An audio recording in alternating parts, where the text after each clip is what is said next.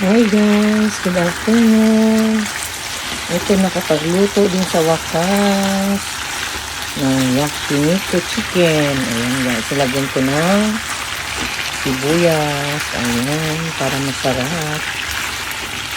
Para pagkain mo, may sibuyas kasama. Lalong masarap. At saka, adobong sayuti. Ayan guys, nagkapagluto din ako ng adobong sayuti. Favorite ng asawa ko. Ayan, paluluto lang din ito guys. Para may baon siya bukas kasi may pasok siya bukas ng Sabado. May baon na siya bukas. Ayan guys, sayuti, sayuti. Adobong sayuti.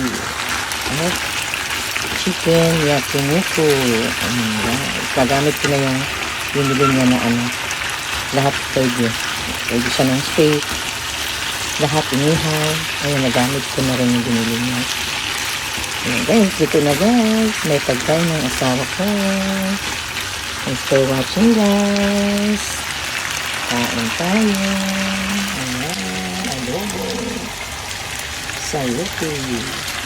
At chicken yakiniku. Ayan guys.